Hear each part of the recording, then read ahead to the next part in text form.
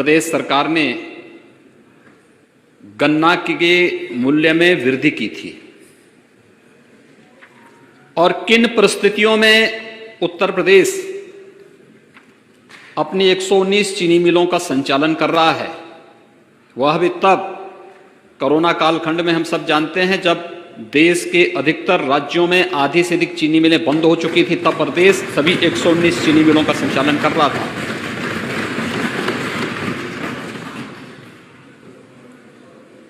अगर 2004 से लेकर के 2017 के बीच में गन्ना मूल्य के पूरे भुगतान को जोड़ लिया जाए, महोदय 13 से 14 वर्ष का गन्ना मूल्य का भुगतान जितना नहीं हुआ उतना पिछले 3.5 वर्ष के अंदर हमारी सरकार ने गन्ना किसानों के खातों में सीधे भेजने का कार्य किया है। चिंता अन्नदाता किसान नहीं व्यक्त कर रहा है, लेकिन हां, अन्नदाता किसान को धोखा देकर के दलाली करने वाले लोग आज जरूर इस बात को लेकर के चिंतित हैं, ये पैसा सीधे उनके खातों में क्यों जा रहा है। आज तो पर्ची भी उनके स्मार्टफोन पर प्राप्त हो जा रही है, तो ये जो दोषी दलाली का जरिया था वो भी समाप्त हुआ, इसलिए उनकी चिंता ज्यादा उसमें दिखती है। इसके पीछे सद्भावना नहीं, दुर्भावना ज्यादा है। और इसलिए महोदय, दुर्भावना वाली बात को, क्योंकि सच स्वीकार करने की हिम्मत नहीं, इसलिए भाग खड़े हुए, ये भाग खड़े हुए। और समाजवादी पार्टी, आश्चर्य होता है मुझे, समाजवादी पार्टी जब किसान के बारे में बोले, युवा के बारे में बोले, महिलाओं के बारे में बोले, तो मुझे आश्चर्य होता है। प्रदेश के अंदर हम लोगों ने एंटी भू माफिया टास्क फोर्स बनाया हुआ है। 67,000 हेक्टेयर से अधिक लैंड हम लोगों ने इन भू माफियाओं के कब्जों से मुक्त कराई है। ये ज्यादातर जमीनें सत्ता में रहने के दौरान इन लोगों ने जबरन किसानों की ही दबाई थी या सार्वजनिक जमीनों को कब्जा किया था, जिन्हें आज कब्जों से मुक्त करा करके कहीं डिफेंस कॉरिडोर में उसका उपयोग किया जा रहा है, कहीं प्रदेश में नए निवेश को आमंत्रित करने के लिए इन कार्यों को किया जा रहा है, और कहीं पर किसानों के हितों के लिए निराश्रित गोवंश आश्रय स्थल भी उन्हीं भूमि पर बनाने का काम हो रहा है, जिसमें 6 लाख से अधिक गोवंश के संरक्षण का कार्य वर्तमान में प्रदेश सरकार कर रही है। अन्नदाता किसान के लिए एमएसपी की जो बात की जा रही है, एमएसपी वास्तव में प्रधानमंत्री मोदी जी ने दिया है देश के किसानों को, और प्रदेश के अंदर प्रोक्यूरमेंट की पॉलिसी हमारी सरकार 2017 में लेकर के आई है। नहीं तो 2003 से लेकर के 2017 के बीच में आप देखेंगे 3 लाख, 5 लाख, 6 लाख कुंटल तक ही प्रोक्यूरमेंट होता था। इस वर्ष धान के क्रय की आप बात कर रहे हैं, कोरोना के बावजूद 66 लाख मीट्रिक टन धान का क्रय इस बार एमएसपी के आधार पर धान के किसानों से किया गया। चीनी मिलें हमारी संचालित चल रही हैं, चीनी मिली ही नहीं, खांडसारी के लाइसेंस भी फ्री कर दिए गए, ऑनलाइन उनको सभी लाइसेंस मिलेंगे। ये सब किसानों के हितों को ध्यान में रख करके सारी कार्रवाई सरकार ने की। कोरोना कालखंड के दौरान गेहूं की फसल तैयार थी, गेहूं की फसल के लिए केंद्र बनाने थे, उस समय भी प्रदेश सरकार ने जगह जगह क्रय केंद्र स्थापित किए, हमें अतिरिक्त व्यवस्था देनी पड़ी, और लेकिन किसी भी किसान को हम लोगों ने निराश नहीं होने दिया। प्रोक्यूरमेंट जितना पिछले 3.5 पौने 4 वर्ष के दौरान हुआ है, महोदय मैं दावे के साथ कह सकता हूं कि किसी भी सरकार की, वह समाजवादी पार्टी की दोनों बार की सरकार रही हो, 2003 से लेकर के 2017 के बीच में, और बहुजन समाज पार्टी की सरकार रही हो, ये सभी अपने समय के कार्यकाल को देखें और फिर तुलना करेंगे इन 3.5 वर्षों के कार्यकाल के दौरान, तो इनके 5 वर्ष के कार्यकाल पर 3 वर्ष का कार्यकाल कई बार हावी होता हुआ दिखाई देता है, भारी पड़ता है। जहां तक केंद्र सरकार के द्वारा बनाए गए 3 कृषि कानून हैं, मैं विनम्रता के साथ कहना चाहूंगा कि केंद्र सरकार ने इसके लिए इस किसान संगठनों के साथ बड़े सम्मान के साथ वार्ता के लिए आमंत्रित किया। कई दौर की बातचीत हुई और हर एक स्तर पर केंद्र सरकार इस समस्या को संवाद के माध्यम से समाधान करने के लिए पूरी ईमानदारी और पूरी प्रतिबद्धता दिखाई। हर स्तर पर संवाद बनाए रखा गया। लेकिन महोदय, जब देश अपना राष्ट्रीय पर्व मना रहा था, गणतंत्र दिवस के दिन जो कुछ हुआ है लाल किले पे, तिरंगे का अपमान हुआ, भारत के आन बान सम्मान का अपमान हुआ, और यही नहीं, जब हम संवैधानिक प्रतीकों का अपमान करते हैं तो भारत के संविधान का भी अपमान करते हैं, और भारत के संविधान का अपमान का मतलब बाबा साहब भीमराव अंबेडकर का भी अपमान करते हैं।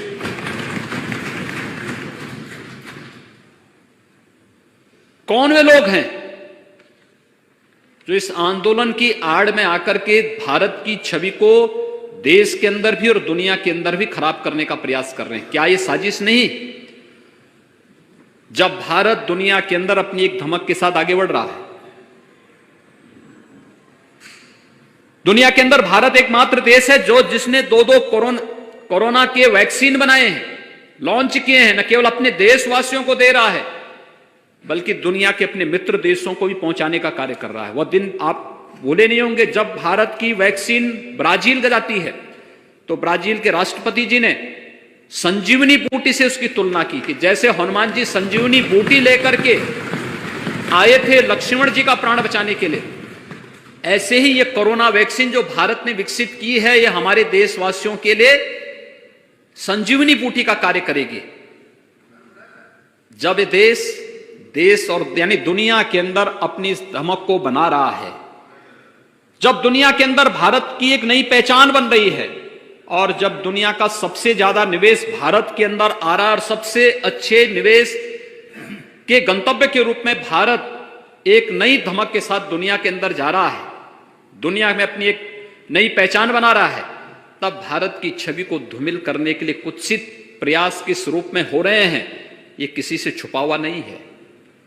ये घड़ियाली आंसू बहा देने से किसानों की समस्या का समाधान नहीं होने वाला है। किसान के लिए प्रधानमंत्री फसल बीमा योजना हो, प्रधानमंत्री कृषि सिंचाई की योजना हो, सॉयल हेल्थ कार्ड की योजना हो, या फिर एमएसपी लागत का 1.5 गुना दाम, स्वामीनाथन कमेटी की रिपोर्ट के अनुसार अगर ये 2018 में 24 जीन्स का किसी ने घोषित किया तो प्रधानमंत्री मोदी जी ने किया है। मैं उनका अभिनंदन करता हूं, और पूरे सदन को, पूरे देश को प्रधानमंत्री मोदी जी का अभिनंदन करना चाहिए। और यही नहीं, देश के 12 करोड़ किसानों को प्रधानमंत्री किसान सम्मान निधि का लाभ भी देने का काम, 6,000 रुपए सालाना देने का काम किसी ने किया है तो प्रधानमंत्री मोदी जी ने किया है। किसानों के हित के लिए इतने बड़े बड़े काम हो रहे हैं। ये 3 कृषि कानून भी उसी श्रृंखला का हिस्सा है। मैं केवल एक उदाहरण आपके सामने देना चाहता हूं। उसमें से एक कानून है मंडी से संबंधित, एपीएमसी एक्ट। ये मंडी की बाध्यता को समाप्त करता है। मैं किसान हूं, अगर मेरी मर्जी आएगी मैं मंडी समिति में जाऊंगा, और मेरी मर्जी आती है कि मैं मंडी में नहीं जाना चाहता तो कहीं भी मैं अपनी उपज को बेच सकता हूं, अपने खेत में, अपने खलिहान में, या फिर मुझे लगता है कि यूपी में अच्छा दाम नहीं मिल रहा है, मुझे यूपी के बाहर अच्छा दाम मिलेगा, मैं लेके जाऊंगा, मेरी उपज पर कोई टैक्स नहीं लगेगा। ये गारंटी देश के किसानों को ये कानून देता है। लेकिन जो बीच के दलाल हैं उनको बुरा लग रहा है। ये लाभ किसान को क्यों मिलेगा? ये लाभ किसान को क्यों देने का प्रयास हो रहा है? एक छोटा सा उदाहरण मैं देता हूं। अभी 1.5 महीने पहले मेरे पास उद्यान विभाग ने एक कार्यक्रम के लिए मुझसे अनुरोध किया कि एक स्ट्रॉबेरी फेस्टिवल है झांसी में, इसका उद्घाटन करना है। महोदय, स्ट्रॉबेरी फेस्टिवल का उद्घाटन, मैं वहां पर प्रदेश के अंदर चल रहे इस आंदोलन के कारण मैं वहां फिजिकली उपस्थित नहीं हो पाया, तो मैंने उनसे आग्रह किया कि मैं वर्चुअली इसका उद्घाटन कर लूंगा। उन्होंने कहा हाँ, हम चाहते हैं केवल आप उद्घाटन कर लें। तो मैंने वर्चुअली उद्घाटन किया। बुंदेलखंड में स्ट्रॉबेरी का उत्पादन, एक नया प्रयोग, एक नया अनुभव। आदरणीय प्रधानमंत्री जी ने अपने मन की बात में उसकी चर्चा भी की। मैंने उस परिवार को बुलाया झांसी में एक चावला सिख परिवार की एक युवती ने पहले घर की छत के ऊपर स्ट्रॉबेरी का उत्पादन शुरू किया और बाद में 1.5 एकड़ खेती में उन्होंने स्ट्रॉबेरी की खेती प्रारंभ की। एक सामान्य किसान जब अपने 1.5 एकड़ खेती में धान या गेहूं की फसल पैदा करता है तो साल में उसको मुश्किल से दोनों फसलों को मिलाकर के हम देखेंगे तो कुल उसका लाभ मुश्किल से 30 से 40 हजार रुपए का ही लाभ वो कमा सकता है, इससे ज्यादा नहीं कमा सकता। और 1.5 एकड़ की खेती में इस परिवार ने 4 महीने के अंदर कितना मुनाफा कमाया? 36 लाख का। 36 लाख का। महोदय, यही 36 लाख प्रधानमंत्री मोदी जी हर किसान के जेब में डलवाना चाहते हैं कि जैसा लाभ स्ट्रॉबेरी खेती के माध्यम से एक किसान झांसी के अंदर लाभांश पैदा कर सकता। और वो स्ट्रॉबेरी कहां जा रहा है? कुछ यूपी के मार्केट में, कुछ दिल्ली के मार्केट में, कोई टैक्स नहीं। ये इस कानून ने उस किसान को एक सुरक्षा दी, एक संरक्षण दिया है। और यही बुरा लग रहा है हमारे विपक्ष के मित्रों को जो वॉकआउट करके भाग करके चले गए हैं, जिनको इससे कोई मतलब नहीं, क्योंकि कानून क्या है उनको भी स्वयं मालूम नहीं कानून क्या है, लेकिन बोलना है, विरोध में बोलना है, इसलिए विरोध में बोलेंगे। गन्ना किसानों को 1,23,000 करोड़ रुपए का गन्ना मूल्य का भुगतान हुआ, इसकी चर्चा नहीं करेंगे। खांडसारी को लाइसेंस फ्री कर दिया गया, इसकी चर्चा नहीं करेंगे। गन्ना किसानों की पर्ची में और घटतोली में पूरी तरह पाबंदी लग गई। पूरी प्रतिबद्धता के साथ आज किसान चीनी भी उत्पादन कर सकता है, इथेनॉल भी उत्पादन होगा, खांडसारी भी उत्पादन होगा। उत्तर प्रदेश के अंदर पूरी मजबूती के साथ हो रहा है और किसान को उसका दाम मिल रहा है। ये उनको बुरा लग रहा है, कैसे हो पा रहा है? क्योंकि पहले तो पर्ची में दलाली होती थी, इसके बाद खांडसारी उद्योग में लाइसेंस के नाम पर पैसे ऐंठे जाते थे, फिर चीनी मिलों में अपना खेल अलग से प्रारंभ होता था। आज जब ये सारी चीजें समाप्त हो गई हैं तो विपक्ष के कुछ मित्रों को स्वाभाविक रूप से, जो इस खेल में पहले से रमे हुए खिलाड़ी हैं, तो उनको कहां से अच्छा लगेगा? तो उनकी अच्छा, उनकी जो है जो खींच है उस खींच को कहीं ना कहीं तो उतारने का प्रयास करेंगे ही। दूसरा, महोदय, प्रधानमंत्री जी ने बार बार कहा एमएसपी जारी रहेगी।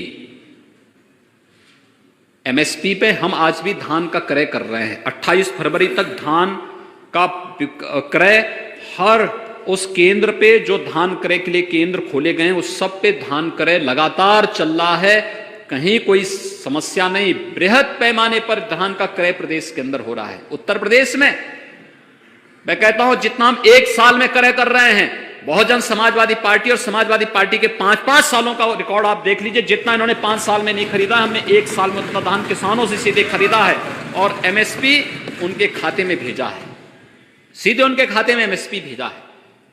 तो एमएसपी का लाभ किसान को देने की गारंटी भी प्रधानमंत्री जी बार बार दे रहे हैं कि एमएसपी जारी रहेगी, किसान पे निर्भर करेगा। अगर एमएसपी से ज्यादा दाम किसान को मार्केट के बाहर अगर मिलता है तो किसान को स्वतंत्रता क्यों नहीं मिलनी चाहिए कि किसान अपनी उपज को सीधे बेचे और उसका मुनाफा कमाए।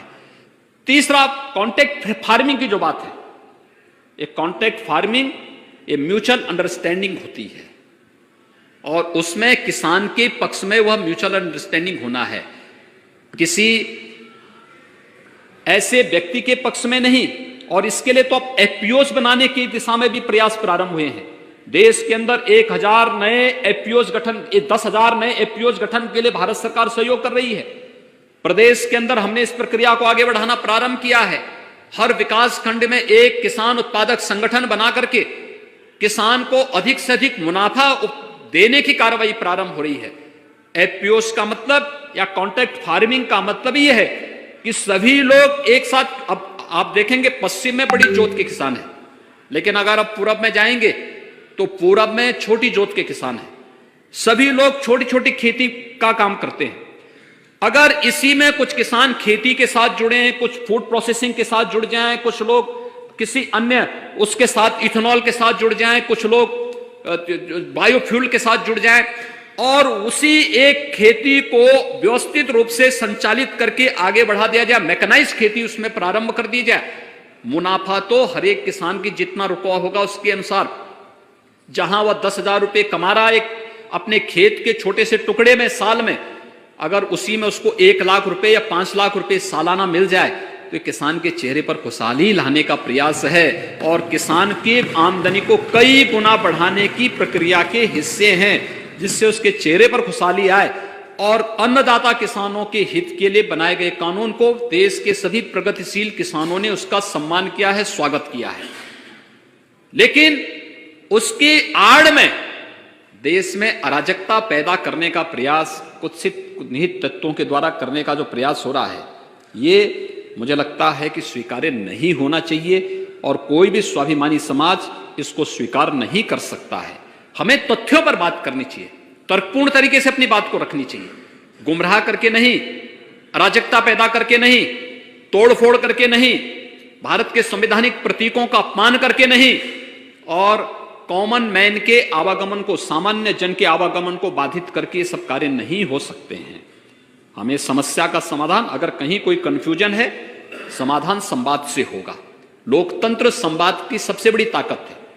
ये लोकतंत्र की ताकत है संवाद। इसमें सहमति असहमति होगी, लेकिन सहमति और सहमति असहमति के बीच में समन्वय स्थापित करना, यही तो लोकतंत्र का काम है। और बार बार इस चीज के लिए केंद्र सरकार कह रही है। आदरणीय प्रधानमंत्री जी ने इस बात को भी कहा कि भाई तो विकल्प है, इस विकल्प पे आप विचार करिए। हर प्रकार के आश्वासन दिए गए हैं और उस आश्वासन के साथ मैं तो फिर भी अपील करूंगा सभी उन संगठनों से, यानी जो लोग अराजकता फैलाने पे उतारू हैं, वो पक्ष अलग है, वो तो हर परिस्थिति में करेगा, वो तब भी करते थे। तब अयोध्या के लिए भी कहते थे परिंदा पर नहीं मार सकता, तो अयोध्या में भव्य राम का मंदिर बन ही रहा है। अब इनके परिंदा पर में मारने से तो उसमें कौन कर सकता है? ये काम तो हो ही रहा है अयोध्या में। कौन सच था, ये सबके सामने है। हम लोग जो बात उस समय कहते थे, 1990 में कहते थे, 1992 में कहते थे, आज भी हम अपनी बात पर अड़िग हैं। हम उससे तनिक भी दरदर नहीं हुए, कभी तनिक भी दरदर नहीं हुए हैं। और मैं फिर इस बात को कहूंगा कि किसानों के हित के लिए हमारी पूरी प्रतिबद्धता है। अगर ये लोग प्रतिबद्ध होते तो बाण सागर परियोजना को समयबद्ध ढंग से काम पूरा क्यों नहीं कर पाए थे? जनता पार्टी की सरकार में स्वर्गीय मोरारजी देसाई जी ने उस योजना का शिलान्यास किया था। पूरा तो हमने किया 2018 में। ये लोग कभी पूरा क्यों नहीं किए? किसान के लिए उसको तकनीक चाहिए, उसको मार्केट चाहिए, उसको खेत के लिए पानी चाहिए, मनरेगा के माध्यम से, कन्वर्जेंस के माध्यम से उसको शासन का संबल चाहिए, हर स्तर पर उसको न्यूनतम समर्थन मूल्य की गारंटी मिलनी चाहिए। हमारे क्रय केंद्र इसकी गारंटी उसे उपलब्ध करा रहे हैं। लेकिन इन सब से इतर जिन लोगों ने किसानों के हकों पर डकैती डालने का काम किया, जिन लोगों ने अपनी सरकार के समय किसानों पर जुल्म ढाए, जिन लोगों ने किसानों को यानी गन्ना किसान कितना हतप्रद हो चुका था। 2017 में जब हम आए थे, 2010-11 से गन्ना मूल्य का बकाया बाकी था। किसकी सरकार थी 10-11 में? 12 से 17 के बीच में किसकी सरकार थी? और उसके बाद हमारी सरकार आई, गन्ना मूल्य का भुगतान करना प्रारंभ किया है। और हम भी जानते हैं अंतर्राष्ट्रीय मार्केट की स्थिति बहुत अच्छी नहीं है। कोरोना के दौरान चीनी मिलें, जब महाराष्ट्र की आधी से अधिक चीनी मिलें बंद हो गई, कर्नाटक की चीनी मिलें बंद हो गई, तब भी उत्तर प्रदेश के अंदर गन्ना विभाग एक एक चीनी मिल के साथ खड़ा होकर के चीनी मिलों को चला रहा था और इस बात की गारंटी दे रहा था। 25 मार्च से लॉकडाउन प्रारंभ हुआ, लेकिन चीनी मिलें जून तक यहां चली हैं। लॉकडाउन के दौरान भी हमने उस प्रकार के उपाय किए कि चीनी मिलें भी चलें, किसान को गन्ना पहुंचाने में दिक्कत न हो। अप्रैल में, 1 अप्रैल से प्रोक्यूरमेंट की कार्रवाई हमने प्रारंभ कर दी थी गेहूं के लिए। जब लॉकडाउन था, उत्तर प्रदेश पहला राज्य था जहां पे गेहूं क्रय केंद्र स्थापित हो गए थे और किसानों को वहां तक पहुंचाने, वहां तक लाने आवश्यकता पड़ती थी तो खेत में जाकर के ही हमारे अधिकारी कर्मचारी वहीं जाकर के उनसे क्रय करते थे कि भाई आपको परेशानी न हो। कोरोना संक्रमण को भी रोकना था। और मैं कह सकता हूं हमारी टीम ने, मेरे चाहे मंत्रिमंडल के सहयोगी हों या हमारी प्रशासनिक टीम हो, पुलिस की टीम हो, हमारे स्वास्थ्य कर्मी हो, स्वच्छता कर्मी हो, कोरोना वॉरियर्स हो, इन सब ने मिलकर के जो कार्य किया उसका परिणाम है कि उत्तर प्रदेश कोरोना प्रबंधन में भी सबसे अच्छा परिणाम दिया है। किसानों के हितों के लिए कार्य करने में भी सबसे अच्छा परिणाम दिया है। और आगे भी उत्तर प्रदेश सरकार किसानों के हित के लिए हर प्रकार से प्रतिबद्ध होकर के कार्य करने के लिए पूरी तरह प्रतिबद्ध है। केंद्र सरकार और राज्य सरकार के समन्वय से किसानों के लिए, नौजवानों के लिए, महिलाओं के लिए, मजदूरों के लिए, व्यापारियों के लिए, समाज के प्रत्येक तबके के लिए पूरी प्रतिबद्धता के साथ कार्य करने के लिए हम लोग पूरी तरह ईमानदारी पूर्वक लगे हुए हैं। और मुझे लगता है, और आपसे भी मैं विनम्र अपील करूंगा अध्यक्ष जी, कि मान्य सदस्यों को बताएं कि अगर कोई मुद्दा उठाते हैं तो सुनने की आदत भी उसमें डालें। देखिए, उस बिगड़ेल खिलाड़ी की तरह हम लोगों को आदत बंद करनी चाहिए कि जो खेल की शुरुआत करके अधूरे में छोड़ करके भाग खड़े होते हैं। और ये समाजवादी पार्टी की आदत है कि हमेशा जब उनको लगता है कि अब उनके पास कोई मुद्दा नहीं बचा हुआ है, ये लोग तो वैसे भी इस फील्ड के बहुत वैसे खिलाड़ी हैं जिन लोगों ने प्रदेश के किसानों का कितनी क्षति की है, कितनी पुण्य क्षति की। किसी ने चीनी मिलें बेच दी, किसी ने जो है किसानों को, यानी प्रोक्योरमेंट तो सेंटर कभी चलाया ही नहीं। बाढ़ की समस्या के समाधान के लिए इनके पास कोई योजना नहीं थी। जन की भी हानि होती थी, धन की भी हानि होती थी। हम लोगों ने तो दलहन के लिए, तिलहन के लिए, मकई के लिए, आलू के लिए समर्थन मूल्य हमारी सरकार ने घोषित किया। आज हर किसान खुशहाल है, अच्छी दिशा में आगे बढ़ रहा है। परेशानी किसानों को नहीं, विपक्ष के उन मित्रों को है जिनकी दलाली का पैसा अब किसान के खाते में सीधे जा रहा है, उनको जरूर परेशानी है। सामान्य किसान को कोई परेशानी नहीं। और किसान संगठनों ने इसकी घोषणा बहुत पहले भी की है और आगे भी करेंगे। और मैं फिर इस बात के लिए आश्वस्त करता हूं, सरकार किसानों के हितों को पूरी तरह प्रतिबद्ध होकर के समर्पित भाव के साथ कार्य करेगी। और संवाद से अगर कहीं कोई कंफ्यूजन होगा तो समस्या का समाधान करने के लिए भी हम लोग पूरी तत्परता के साथ कार्य करने को तैयार हैं। और मुझे लगता है कि कहीं भी किसी पे कोई प्रतिबंध नहीं लगाया गया है, किसी भी प्रकार का कोई भी रोक टोक किसी कार्यक्रम में नहीं है। लेकिन हां, कानून को हाथ में लेकर के आगजनी, तोड़फोड़ या फिर संवैधानिक प्रतीकों का अपमान करने की छूट भी हम किसी को नहीं दे सकते हैं। प्रदेश की 24 करोड़ जनता की सुरक्षा हमारी जिम्मेदारी है। और उस 24 करोड़ जनता की सुरक्षा के साथ किसी को भी खिलवाड़ करने की छूट सरकार नहीं देगी। मुझे यही आपसे कहना, यही आपसे विनम्र प्रार्थना करनी थी। मुझे लगता है कि अच्छा होगा।